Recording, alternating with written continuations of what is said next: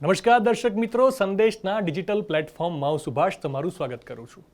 મિત્રો, કુદરત જ્યારે રૌદ્ર સ્વરૂપ ધારણ કરે છે ત્યારે માનવ સર્જિત ઇમારતો પત્તાના મહેલની જેમ ધરાશાયી થઈ જાય છે.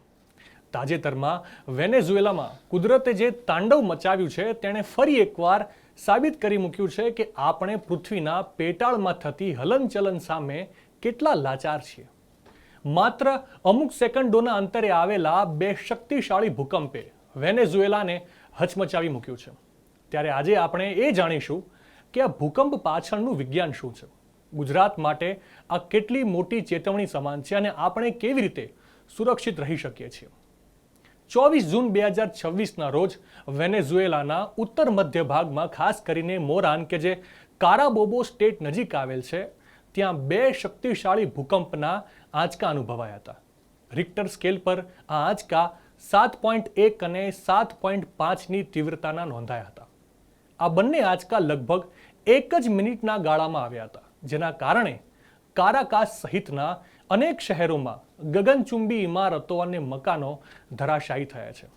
ઇમારતોને ભારે નુકસાન થયું છે. વીજળી અને ટેલિકોમ સેવાઓ સંપૂર્ણપણે ખોરવાઈ ગઈ છે અને હજારો લોકોના મોતની આશંકા વ્યક્ત કરવામાં આવી છે. આ ભૂકંપને છેલ્લા 100 વર્ષથી વધુ સમયગાળાનો સૌથી વિનાશક ભૂકંપ ગણવામાં આવી રહ્યો છે.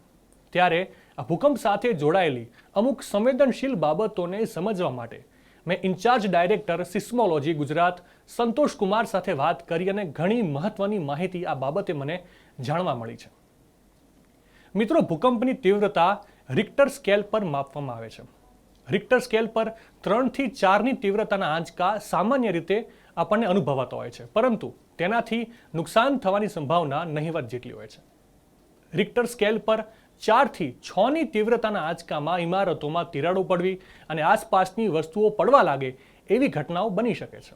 અને રિક્ટર સ્કેલ પર 6 કે તેથી વધુના આંચકા જો આવે તો એ અત્યંત વિનાશક ગણાય છે. તે સંપૂર્ણ શહેરોને તબાહ કરવા, ઇમારતો ધરાશાયી કરવા અને સુનામી જેવી આપત્તિઓ સર્જવા માટે સક્ષમ હોય છે.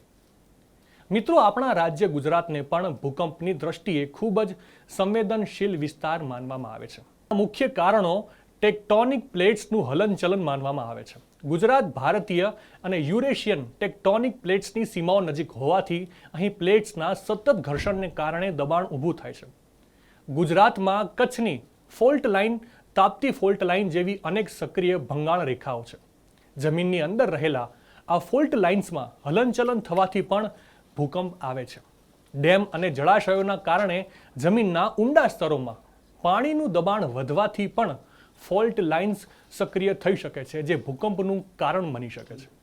મિત્રો, ગુજરાતની ભૌગોલિક પરિસ્થિતિને સમજતા રાજ્યમાં સૌથી વધુ સંવેદનશીલ કચ્છ અને સૌરાષ્ટ્રને માનવામાં આવે છે.